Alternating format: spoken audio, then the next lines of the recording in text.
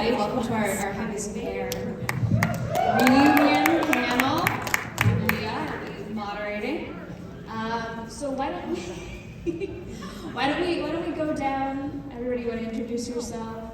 Start there, and then I'll get into some cues. Because this is a journey.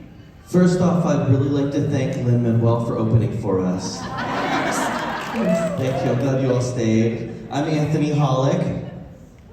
I'm Megan Ranking. I'm Megan Moore. I'm Allison Gwynn. I'm Lauren Elder. I'm Paris Rummelhart. Thank you.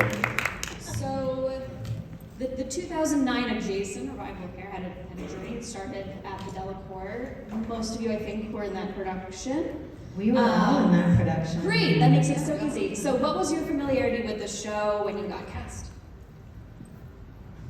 Since we all do come from the Delacorte original concert, we all did the 3-night concert in 2007 that we didn't even know. We just thought we were doing a concert. I think a bunch of had any of you had done hair before? I know several people had done hair before. In my bedroom many Because times. I think it was probably thinking about things like the Ain't Got Nose and stuff like that. I think they wanted people who already had some of the songs. Yeah, but then a lot of us still hadn't done it. I had never done it, and I vividly remember because we had like 9 days of rehearsal for that original concert. Yeah, it was maybe 7 days or then 7 days and then three performances. Yeah. And so if you've listened to Hair, which I assume most of you have, there are a lot of words. Like more lyrics than like anything that I've ever done. Is it 31 songs? Oh my gosh, I've never even counted the songs. I think so. But we would have, so we had 7 days of rehearsal to learn all of this, and again, like a lot of us had never even done it. And we would spend every moment that we had free, every single break we were on, we would get in like circles and just drill those lyrics. A bombs, H bombs, P bombs, Q bombs, Chinese, Jackson, Jews, Italian, Yatnas, Polish, Germans, and we had like theories on like why the words went in certain places. Hats off to the AI person that's doing the subtitles. That couldn't have been easy. Did they get them? Did they get all I don't think so. I don't think they hit it. I love an oxymoron like AI person. Yeah. Well, get used to it because it's happening. But we also, we thought, at least I thought, it was going to be a concert. We Yes. thought we were going to be holding scripts. Full choreography. Full costumes, full choreography, Oh, yeah. naked. Full nudity. And do you remember how the internet was so mad that they didn't cast stars in this 3-night concert of Hair? No. And little did we Thank know goodness. that Diane and the public and everybody already had it in their head that they wanted to have a run of this show. So I think they were casting it for that concert. I just remember every message board, everybody was so mad that it wasn't an all-star cast of Hair. They're like, who are all these people? I've never heard of these people. That's the beauty of it, though, that we were a and bunch of then weirdos They loved it. Oh yeah, we're just a bunch of weirdos. from the downtown That is district. Jordan Taylor, the casting director at the Public, actually said to me one day, he was like, you're all freaks. We cast you because you're a bunch of freaks. Well, and a lot of us were non-equity at the time. Yeah. I was non-equity. How many of us were non-equity? There were 10 of us, non-equity and 10 concert. of us About in that. half of the cast got their union card. I got my agent. I didn't even have an agent. I went to an open call where I saw Alice and Gwen. We already knew each other. And I remember meeting Anthony Hollick at the callbacks. And we were all just pounding the pavement thinking, there's no way I'm going to get this. Lauren Elder and I were in a musical of the Three Little Pigs. We were. That's where we were before here. Yeah. She sang a song called Pig of the Litter. Yeah. Because I was the pretty pig, obviously. My talent was the pig that eats too much. But you should have seen the way she ate this apple on stage with pieces of the apple going everywhere. It was comic genius. We all the way. Destined for stardom. And those fans weren't advocating for you in the message boards? That's devastating. I tend to stay away from those. Well, and Terrified. I remember at the time I had a few friends that were in Broadway shows, and they kept asking me, they're like, how did you get that audition? I couldn't get seen. How'd you even get in? And I was like, I went on the sidewalk and sat there at 5 a.m. and hoped that I would get seen. Yeah. You really did? I really did. You said? Yeah. Yeah. I waited for about 5 and hours. I was in the second group that went in that day. And yeah, so if any of you are aspiring performers and you're like, Line up. does it really make sense to go to these open calls or crash the EPAs as a non-equity person? But we're proof that The it answer gets is you maybe. a start. It doesn't happen quickly. I know. But if you put that time in and you go and do your hard work, Yeah, you never know. it can open a door for you. I was obsessed with trying to get into this show because this was my favorite musical since I was a child. Like, I remember listening to my mom's old LP record of it for, hours on end, and could not get an audition at all. And I was auditioning for the director, Diane Pauls, for something completely different. She was doing some like rock opera adaptation of the Donkey opera Show. Turndo. Oh, No, it wasn't that. It was Turndo, and it was like Pat Benatar music and stuff I like think that. Bryce did it. Yeah, oh yeah, I think he did. Yeah, and I was down to like me and one other girl for the supporting part, and had like 6 callbacks. It was ridiculous to the point where my agents were like, "You don't have to keep going back in for this thing," and I did not get it. And then like a week later, they're like, "So you have your callback for hair," and I was like, "What? Callback?" So yeah, that's how What I did got you all in for it. sing at your first auditions? Oh, that's such Black a good Boys. question. The callback. The callbacks. What did you say? I sang White Boys. Oh! I did. I love that. So I'm sure the best thing for a straight white man to sing is White Well, Boys. yes, for that show, I think so. Yes. Go for it. I sang Words of Love by the Mamas and Papas. Sing Turtle Blues from Big Brother and Holding Company. She just did the Black Dalai Boys. Lama speech. That was it. Black Boys. No, I'm having like, I'm old, I have memory Colored loss, space. and I barely know what I did today. So I think what happened was they were looking for the mother. So Nadia, who's our music director, was like, "Can you come in and sing for them?" And I had just done Two Gentlemen of Verona in the Park with Galt McDermott, the same people that did hair and all that stuff. And so, what's that song that opens Two Gents? I was in it, don't remember it, but it's like, "You can't love another without loving yourself. I love my mother, and I won't Yes. tell her. I love my Yes. sister, I won't tell her. I love Yeah. my mother." We weren't supposed to sing. Okay. I sang that. Yeah, and I had worn something that when I was in my hippie phase, I like made myself. I was like, I'm in my own garment. When you were in your hippie phase? So that went pretty well. It was all good. That's my story. What'd you sing, Megan? Did you? Black Boys. Black Boys. Oh, Did you sing Anthony? I sang Crocodile Rock. Yeah. All right, so then let's get into the Deli Girl. Was it like performing there appropriate, rainy, I think it raccoons, was all of the it? most appropriate for this show. Lots of raccoons, That's where most of it was written. Yeah, a lot of raccoons saw me naked. mosquitoes. That was the night that there was that storm that was Oh my all That was opening night, wasn't it? It really was like, how big was it? Maybe it was opening. We had Well, a, when we we had a sang Let the sprinkle. Sunshine In and it just started pouring. Yeah, No, that it was was. during It was during the trip. the It was the during open. 3500. It was during 3500. You're talking the storm night. And so we where- sang, Yeah. like what a piece of Yeah, like I in the sang- rain. oh my and then God. as we sang with the sunshine. I mean, I'm assuming if you're here, you guys mostly saw the show, right? Okay, great. So, like in the trip sequence, we're out. Some of us are out in the house, and we're scream singing, and then we all kind of make our way back on stage, dying, and we're laying dead on the ground. And that's when Paris and Maya stand up and sing this gorgeous song. But we're all lying there dead on the ground, and it starts to slowly sprinkle and rain on us, and it was just magic. And I think we got right up to Good Morning Starshine, and then they were like, "We gotta stop," and we stopped, and we went out. We were hoping it would stop raining. I remember we all took our mics off and came back out and like sang "Let the Sunshine In" with the audience to give them something. We had to stop the show, but it was just amazing. Those are things that can only happen in the Delaware. Yeah. Or the night that an actual helicopter went over us during the trip sequence as well. That was amazing. Well, and being able to see the moon when we said, "Look at the moon." I remember some people in the nude scene had to climb the wooden fence to get over. I did. You and Steel. How was that? There was the thing I remember the most. Hopefully was splinter free. There was a time that I went first, and then Darius was behind me. And it was God love it, it. it had rained, so the wall was wooden, and it was like 6 feet tall, so we had to actually like Just jump a fence naked. Yeah.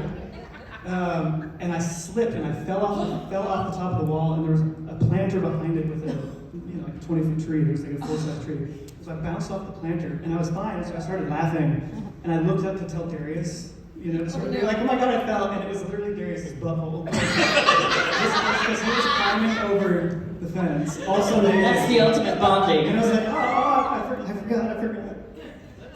We're a very close cast. Yes. Very close. No, I I said, sent. like my husband, like Kevin, my husband has always said, like, he's seen it in all, moments, but the Delacorte, he's like, there was something beyond, it's his favorite thing he's ever seen, and it was like when all things meet, it was very special, and we still recreated that in a different way, but there was something with the element of that never, especially with that show, it's so special. It's meant to be outdoors. It really something. It adds the element of like the stars when you're singing "The Stars Shine" and "Let the Sun Shine In" when it's dark. It's like you're responding to Earth, and you can actually look at the moon. And every night we'd have to be like, "The moon's over on stage left tonight," or "It's cloudy. Just let's make up the moon over there." And so much of their inspiration for things like the nude scene was then Jim and Jerry going to Central Park to these be-ins and seeing people stripped naked as, protests for Vietnam and all of that. And so the idea was that we were those people, and we just showed up. And Delacorte then decided to sort of tell our little sort of vaudevillian vignettes that start out the story. They said somebody was actually naked, and the cops started coming towards them. This is from Jim Rado, the writer of the show.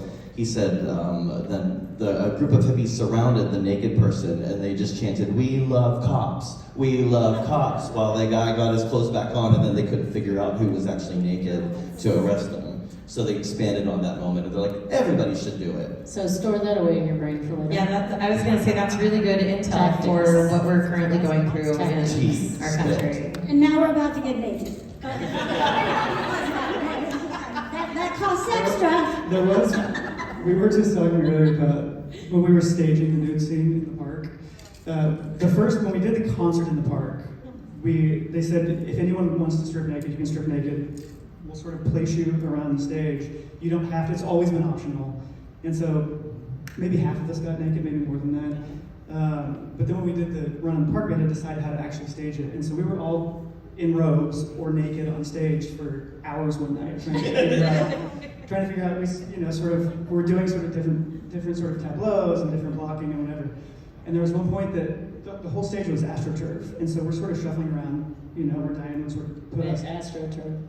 And so we didn't realize we were building up like an electrical storm's worth of static electricity on our naked bodies.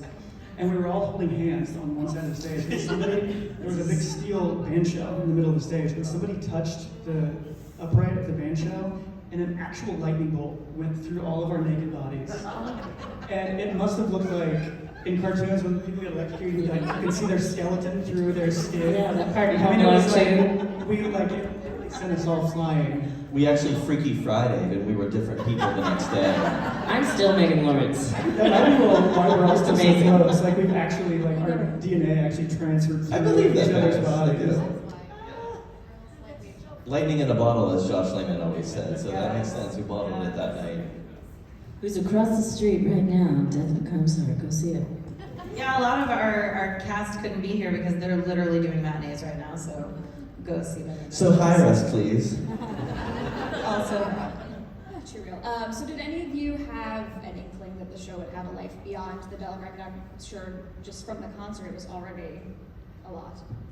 I mean, I think when we actually did the run in the summer and they kept extending it, we all kind of were hoping at that point. And Oscar told us at closing night, right? Well, Yeah. After the concert, Oscar sort of went around to everybody.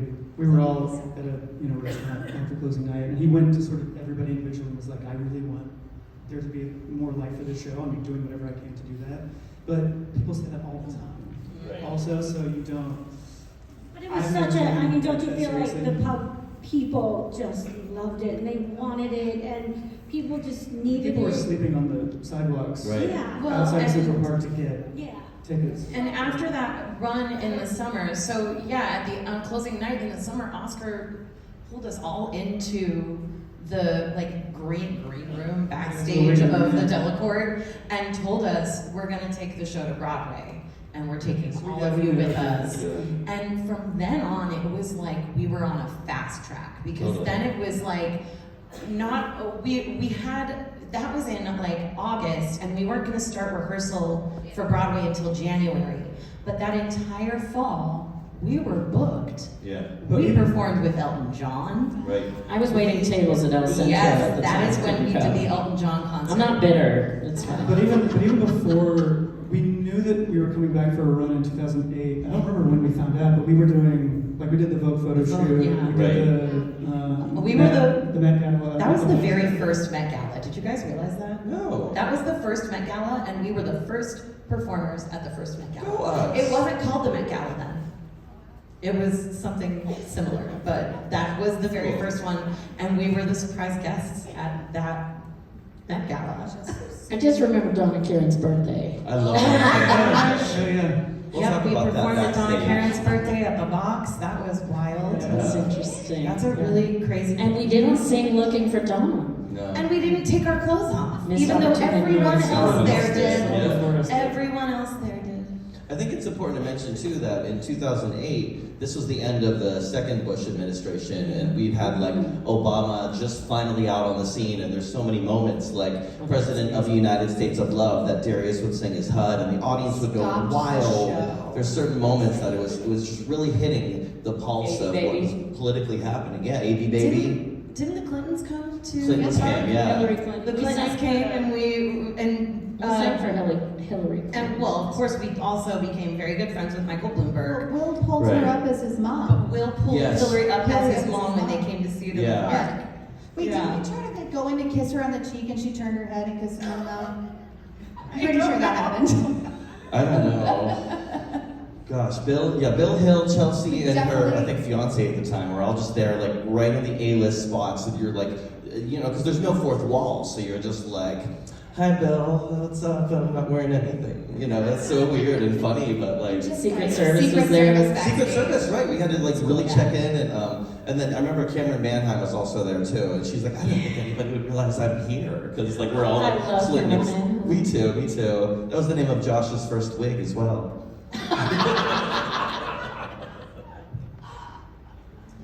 Some of us wore wigs, and some of us, you know, didn't, but it depended on the time. Yeah. Any wigs on the stage too? Mom had a few wigs. Yeah, mom had wigs. One leg is mom, right? Yeah, during the dream sequence. Yeah, maybe you're right. It was only one. Yeah. Oh, Well, there was yeah, that yeah, hair yeah. thing. Allison Gwen and I both covered Megan Lawrence in that It's role. as hard as it sounds. Yeah, it is. There It could be is. only one. Because Megan the thing is like you watch it and you're like, that's a really funny part, but it's Megan. Very sweet. That's why it's funny. No, it's funny. It was also because really funny when It's Alan did it. very rare. Like, I mean, it's interesting because everyone was really, you know, nowadays, but people wear wigs and all that stuff. We were sponsored, God love ya, by Bumble and Bumble, Oh, which I is miss a very those days. fancy brand of hair care. And so we were sponsored by them and we had products the entire years. time. Oh, yeah. For For years. years. And we could go down there to their gorgeous place down and get our hair Yeah, cut. right, A right. gazillion dollar haircuts for nothing. Yeah, I missed You know, that. It was like, and so you could do that and we get our haircut when you have They're like, products. do you want champagne? You're like, of course. Yeah, and then we're like lowly, no money people, but like, and then so we had products, and so they sponsored us, and so because we were always, and it's hard, honestly, like 8 times a week to use your own hair and mess with it. It messes with it, so I do appreciate that because, you know, it's wear and tear on your Yeah. locks. So that was nice. Remember my first Claude wig? Yeah, because Paris had to go backwards when you would cover Claude. Claude, you know, as at the end of the show, he Spoiler alert. cuts his hair and joins the military through his draft card. So Paris, already having long hair, they had to stuff it up in a wig, where usually Claude had short hair and they just took the wig. So yeah, then we had to vamp for maybe like a whole another 2 minutes, which feels like ages. Oh my God, it went on for so long. Yeah. And we're waiting for him to come up through the stage door trap, right? In like, and he's transformed into his military uniform with his military haircut. And Paris finally comes up through this stage door, and he's got this short wig with his all brown real curls sticking out. What they didn't see was that to get out of that state, that trap door, you had to sort of like snake through and then come up, and there was a ledge on the top. And as I came up, they had to just like throw my hair up into the wig cap and then throw the wig on like a hat. It wasn't pinned in at all, so I hit my head on the edge of the trap, and it pulled my wig back. And so I grabbed my wig and I pushed it forward to try to pull it back down, and it pushed my wig cap like all the way down to my eyebrows. And pushed all of my hair out. But then I was standing on stage and there was nothing I could do. There was nowhere to go, and so I turned around and tried to go back down, but then Saycon was already saying, like, yelling Claude again, because like everybody was supposed to be saying. And so I was like, I just have to accept this and do it. And so I was like, I'm right here, and I could see everybody would freeze then. I could see people see me. And I started singing Touch Bears, and I could see everybody's body start to shake and like very slowly turn upstage. And I had to do, the last like 3 minutes of the show is just Claude like downstage center with a spotlight on, with like, it's just like, and a wig cap. People were like, it looked like there was a bandage across my head. I will never forget that image. So what happens when you go in the military? They wig you. They wig you, yeah. That's where Katy Perry got the phrase wig that she's lent to the community. So. Do we want... Let's talk about going to Washington. You famously canceled a show to go march on Washington. How did that come about? What was that like? Gavin. That's all Gavin. All Gavin. Gavin. That was Gavin. And Roy O'Malley. Yes. You will feel this, yeah. He's here with us right now. Absolutely. He and Roy O'Malley and Jenny Canello started Broadway Impact, which was advocating for marriage equality the whole time that we were doing the show. It was all Gavin. And our producers agreed to close the show because Which doesn't happen. Yeah. It never happens, and I think that has so much to do with the show coming from the public. Yeah. And because it was founded with those principles and things you're always trying to fight for. If I was in Aladdin, that would never happen. No. Yeah, there just aren't a lot of commercial. No offense, Disney. We love the Mouse. I know, Not a lot I'm of just commercial saying, theater yeah, that- it just doesn't happen. You show up. You have to show up no matter what's happening. If your arm's off. Yeah, you just gotta show up. So it's nice to have somebody back, especially what we were doing the show about, Right. Well, there were a lot of times that Oscar had meetings with all of us to say, how can we actually bring the message of this show into some sort of direct action in our communities, in the world, because there aren't a lot of shows that have that kind of just the message that Hair has. So it was something that we were all trying to always come up with ways that we could do more than just tell the story we're telling on stage, to have some sort of direct action. And so Oscar, it was also Oscar very much Oscar Eustis. pushing for that. Yeah. Frankly, I think that's the impact the activism I bring into my life is just solely due to Gavin and Hair. And it's something I think about every day, especially now. Right now. We truly So believe the message I have of that show. him to thank, yeah. Yeah. He fully kept on saying, we have to believe this. This is like real life. This is happening, and it's going to continue to happen. We have to stand up for these core beliefs of love, peace now, freedom now. Equality, yeah. It's like, who'd have thunk? But here we are right now with the same cycle. History repeats itself.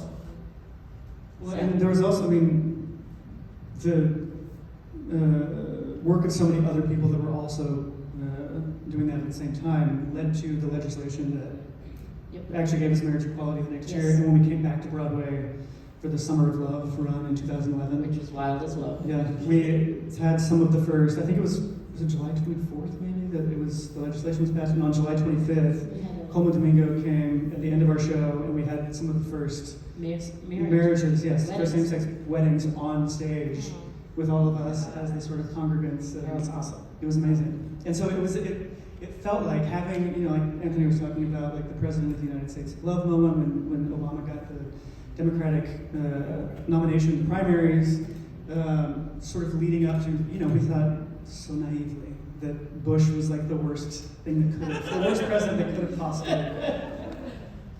Little did we know that we would end up where we are now. But you know, at the time there was so much hope for where things were headed, and so that was sort of the wave that we rode through the run of that show, thinking that it was, you know, just going to continue in that direction. So it's. You went up for a revival again? I know. Yeah. I don't think my neck can handle it.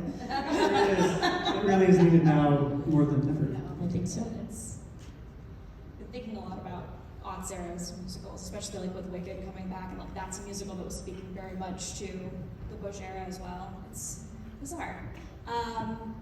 If this were up to me, I would be asking all of my questions about the 2009 Tony Awards. That opening number is one of my freaking absolute favorite. Yeah, so Reunited with Elton John. Can you take me through that night? Opening performance, everything. Just show up to rehearsal is all I wanted to. Yeah, at that dress rehearsal, the thing you heard more than anything was, make sure you get upstage of this flat that's gonna come down. As soon as your song is done, move directly upstage. But Bret Michaels didn't come to dress rehearsal, and so that's why you see him get hit in the head by that set piece I think coming he down. like sued them too for getting hit. Like, Well, that was his fault, and we all know it because we were there. You were at that 8 a.m. dress rehearsal. So was Liza in a punk So Liza was there. No, Anthony is the biggest Liza fan. And so, And Grandma. we were like practicing with her, and it's like, and Grandma, like it's like It was unreal. The it was, like, rehearsal with surreal Liza. that you were there. And Dolly. And Dolly. And Dolly Parton, and like we were just like, and it was so funny. And honestly, we were such a fun, cool show. And my friend Sutton was like there in Shrek, and she was like, my friend Sutton. That sounds so stupid. Like, you know, and then she, you know, and I was sitting next to Brian Darcy, you know, who's like in Shrek clothes, and I was like, we're just in like these funky clothes, just like doing our thing, and then all of a sudden I look up and I'm literally standing at the Tony Awards. Elton John has his arm around me, and I was like, what? And I'm next to Stockard Channing. Stockard Channing. Stockard Channing. Like, The guy it was so fun. And then there's Sutton and Brian Darcy and like all these Dolly Parton and all of us, and I was Karen like, Olivo, who won the Tony that night, who was our first Sheila in the 3-night concert. So yeah, all these like we full were all circle. like, it was like such an amazing. It was a crazy fever dream. It was Yeah. like, and people have said it was because we were singing, once again, when you sing Let the Sunshine In, it just sails. Yeah. And so instead of doing some number of people, everyone was screaming Let the Sunshine In. Elton John, Dolly Parton, Stockard Channing, Sutton, Brian, Shrek. all these people, Shrek. Yeah. Shrek was screaming Let the Sunshine In. And made people, it was so infectious. It was It so just cool. was so great. I think because Elton was on his piano, he could slide around. He wasn't at the final rehearsal, so we walked in the wings of Radio City, and there was Liza and Elton right there, and she's like, and she was helping him with the choreography, going, it starts right, the sunshine, and Elton John and Liza are step touching, and everybody just in the wings stopped everything they're doing, watching Liza show Elton the choreography at the end. It's like, where are we? Also, people don't realize, or at least I didn't realize at the time, that most of the shows aren't at Radio City the whole time. Yeah, you have to And get so out. we were all we were at the Hirschfeld. They would take us in a bus for the opening number. We had to go get back on a bus after the opening number. We'd been waiting at the Hirschfeld. Then they brought us back then to perform Hair, and they put us back on a bus. But they assumed that we were going to win. And so Stay in the back. they were like, they're gonna usher you back to the bus, but take your time, like hold out as long as you can. And so we were kind of Because like, our award, the award for Best Revival was right It was right after after our we performance. performed. So they're Yeah. like, walk really slowly. yeah. And so we were waiting for the announcement. We heard the announcements, and we all came running from Yeah, all we of got them. to run We back weren't on supposed stage. to do that, but yeah, we all ran back on, so we got to be there for the. And then Anthony became famous. Anthony went viral from that Yeah, we moment. did.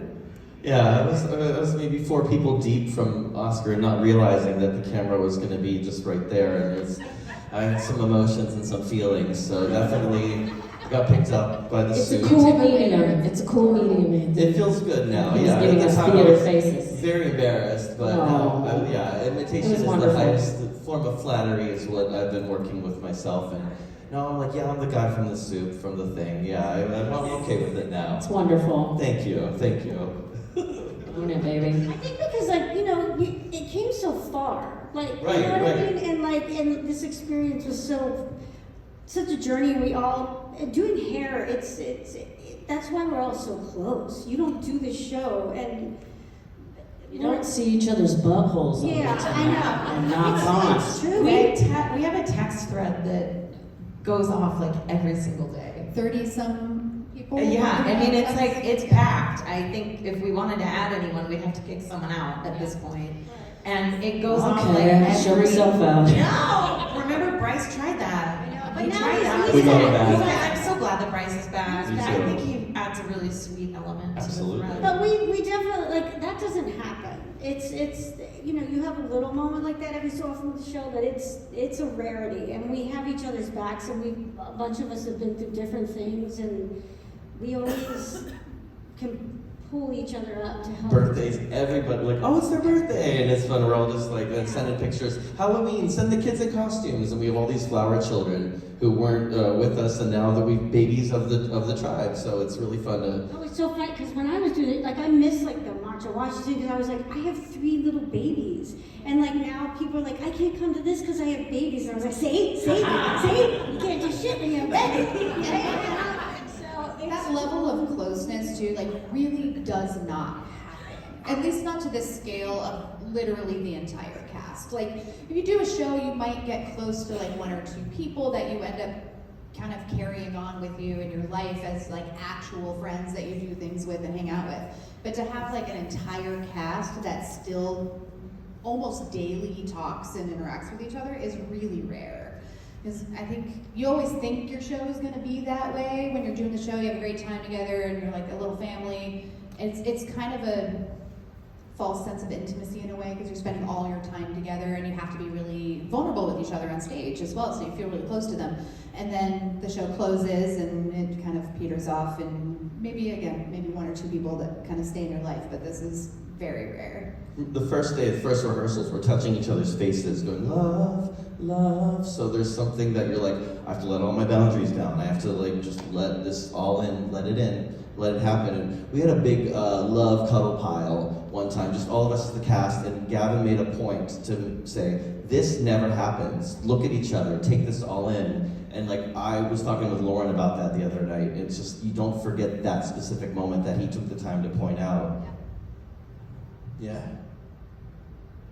I think that's a combination of the show, also in the fact that we had been mostly the same company throughout for a long time, which doesn't happen. I've had a similar experience only once when the 10th anniversary of Les Mis was cast and we started fresh with the show with all new people, and we did the show for multiple years with exactly the same people, which does not happen. And my husband still loses money daily in their fantasy football and you know, things like that. But have all been in each other, and I think it has something to do. Most of the time in theater, there's a lot of change and turnover, and a lot of people come in and weren't in the original company and weren't in this production, and this is a rare thing. And I've had it twice in my life, thank goodness, and it just doesn't happen. And especially with this show, it's great.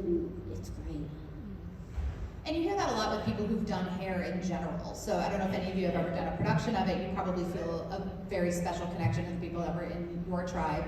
And we kind of all consider each other the tribe in general. Like anytime I meet somebody who's done hair, I'm like, oh, you're in the tribe too. Like we start sharing stories about their experiences because everybody finds this show to be very, very special. You can't do the show without being like so intense with everybody. Yeah. It just doesn't work, you know? Did any of you come back as audience members? Oh, plenty. Yeah, I didn't do the tour. I was there for the concert and the park run and Broadway and London. And at that point, I had broken 3 bones and lost my voice for the first time in my life. And I said, I'm done. Thank you. But I went to visit the tour a Same. lot. I Yeah, would we had like to see pop Paris in as Claude, when and we I got to see could, Elliot Mom. and that was really Where fun. did you guys go? I saw them in LA and I saw them in Chicago.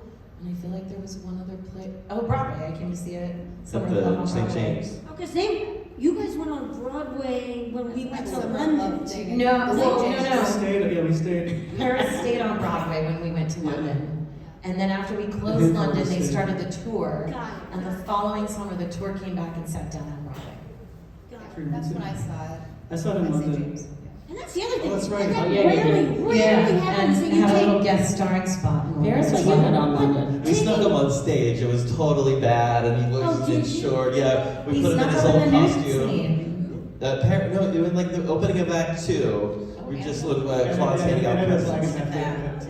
We're like, oh my god, Paris is on stage. Well, they do something on the West End. They do something called Muck Up Matinee, which is the last. They usually close shows on Saturdays, right? Yeah. And so the matinee on the Saturday before closing night, they sort of add little fun things into the show. Zhuzh. Yeah, and they didn't realize that it was the cast of Hair doing that. So like Steele came out like without his like dance belt under his loincloth, so like he was literally just like the whole first half of the show was murder. He was like just Free. just yeah. And so I was sitting in the audience watching the show with the associate director, and like halfway through, not even halfway through the show, it was like halfway through the first act, I was like, I think I'm gonna join him for the nude scene. And we kind of laughed, and she was like, okay. And so we sat there for another 5 minutes, and I was like, I'm kind of serious. And she was like, I know, see you later. And so I was like, okay. So I got up, you had to leave the house to like enter the stage door from outside. Went downstairs, went into Gavin's dressing room, and his dresser was also named Gavin. And I started taking off all my clothes, and Gavin walked in and was like, oh, I'm sorry. And I was like, oh, I'm gonna join him for the nude scene. He was like, oh, would you like a robe?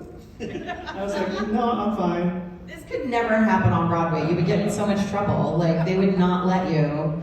But So but I in London, just got naked in the hallway, and when I could hear through the door when the nude scene was happening, I just walked on stage. walked up, put his arm around me. I didn't know he was coming on stage, and I was like, oh my gosh, it's Paris! But also, Gavin had already had a contractual out for the last week of the show because I think was Celia getting married? Is that what it was? I think it was Celia's. Celia was getting married, yeah. because didn't Kevin, I think my Yeah, husband, because Kevin my was on. husband, And Kevin was who played Yeah. my track Yeah. in London, and so he was like, your costume is upstairs, just go get it.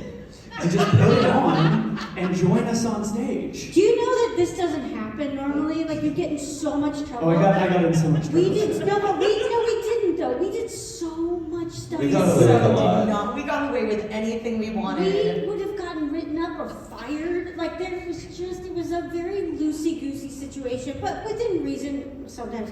And then, like, I just feel like, and that's part of what made the show so fun. And it was nothing compared to what the original cast Absolutely. did. Nothing. They Because were on that was LSD. wild. We were only on pot. Right. I think there was an understanding among the creative team and stage management and everything, though, that like that was part of why this cast was special. That was we were all, or at least half of us were crazy. Well, it was In a way. like things like painting creative and painting free. the theater. You know, like we stayed one night They overnight were so mad. and painted the entire backstage, like all of the hallways, all of our dressing rooms.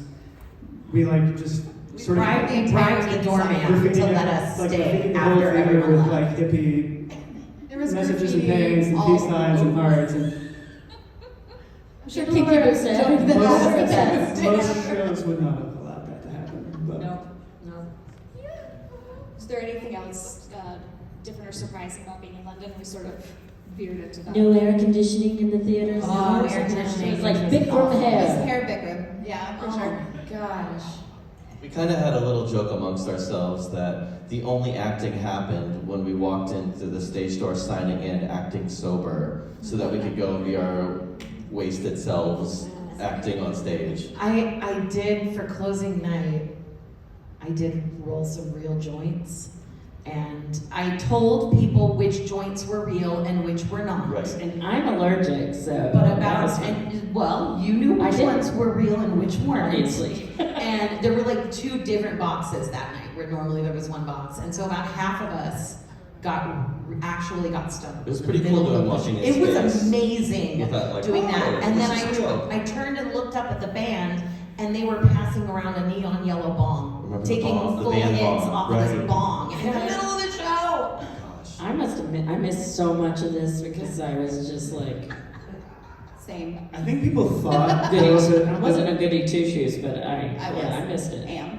Yeah, same. I think people thought most of our run was like that, both on Broadway and in London, but it really was not at all. I mean, the original hair, someone from the original cast told us that at half hour they would do Dr. Feelgood. Dr. Feelgood. well, no, they would do a hit of acid like at half hour. At 15 they would do Valium to round off the acid. Yes. And then at places they would smoke a joint to sort of tie everything together. I And then could do the show. never. I could never. So we did better. This is a really fun show to be the union rep for. Oh my god. I was just on caffeine only, and then Same. that's enough for me to Yeah, but yeah, none of that was happening like in our cast. And even like, you know, people thought we were all naked together, so people were all like, you know, Orgies all the Yeah.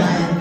And it I really missed was those. I not did not get that was invited to happening. those. Sadly. Yeah. No, I think the closest we got was when I got that apartment around the corner from the theater, and people would actually come. Like I would have like half of the cast in my apartment. You'd have a And meeting. each in Chipotle. between shows on like a Saturday, and it'd be like 7:26, and we'd be like, gotta go, half hour, and we would run around the corner to the stage door. Did you not come to that, Megan? You look confused. You had to have come to that apartment. I probably like went home and read a book or something. Yeah, That's that's how true. it's boring. You gotta have one that just I has just it took all a nap together. between shows in the dressing room on the I remember that. We had that little crash pad up there where probably just all the rats were. We were just sleeping with them. It was fun. Really vivid. Thank you. Yep. Welcome. Alright, well, let's round out. Let's end. The show was back in the spotlight last year with Gavin's passing. Are there any other memories that we want to share? Go through. I feel like this is a very shallow metric, but I think my like Instagram for you still has people sharing memories and photos and love and like celebrating him. And it's been months, so that's like, it's massive. It's difficult to go there and think about because, like we were doing his memorial service, singing "Let the Sunshine In," where so many times we had imagined him behind us on the flag, losing our friend, and then doing it in the context of reality. Definitely is. It hit us all very, very different. We loved him so much, and he loved us that he. When he first knew that he was feeling ill, he reached out. We were included in the knowledge that he wasn't doing well. So it was just it was a very difficult summer to then every day at 4/18, which is his birthday, we would all just send the emojis and the yips and the love his way. Yeah. It's hard to even. This was the same when my dad died. Like when there are people who you are really close to, but you don't see every day. And we communicate almost every day in this text thread, but we don't physically see each other all that often. Like all of us. It's easy to think that he's just on tour somewhere or somewhere else, and that's what's still like. It's hard to even talk about it in past tense because my brain really still can't accept. Yeah, It just doesn't make sense. Yeah, and it was, and all of it was so fast as well. It was just, yeah. I think from that, I've just really tried to take the way that Gavin lived and live my life that way, which I think we were all living our lives that way to an extent, but hearing so many stories of people that he met once and then saw years later and remembered their name, remembered who they were and what they did. He just sent so much love and kindness and positivity out into the world. And I just want to do that. So that's what I think of when I think of Gavin is, how can I be more like him? He's such a beautiful, mischievous, playful, joyful creature that we were all just blessed to be in the orbit of for the time that we had with him.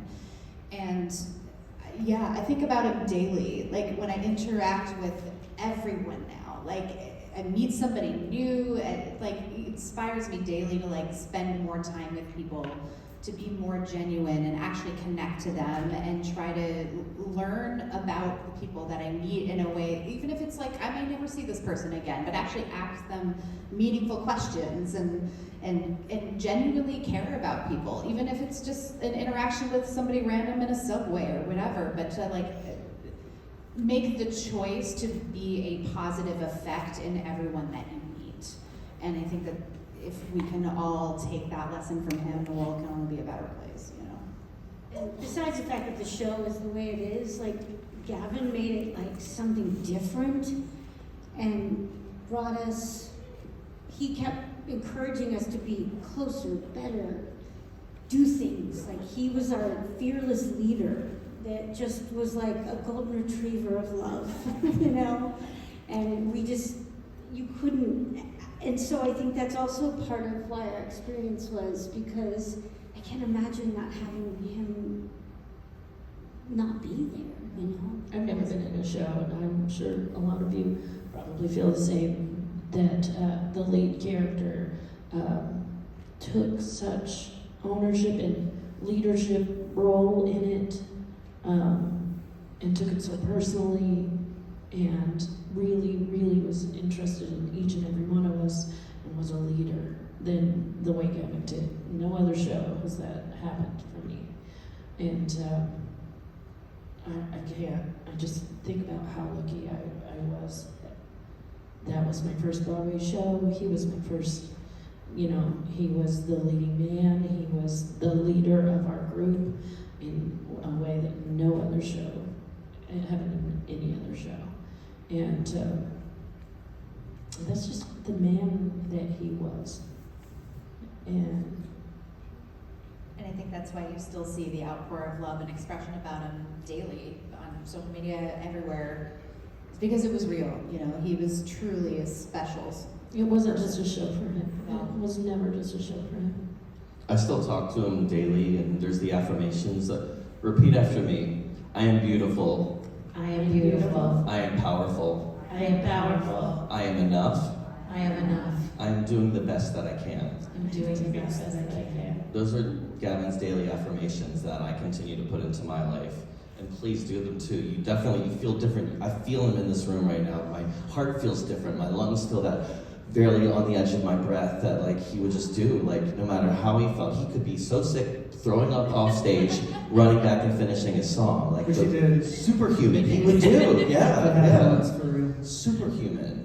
He's the person that when you stand behind and you see him singing that way towards the audience, you would still feel his vibrations coming behind you, and you're like, his voice is going that way, but I still hear him as a person and not through the mic or the speakers. It's the most magical human being you could ever imagine.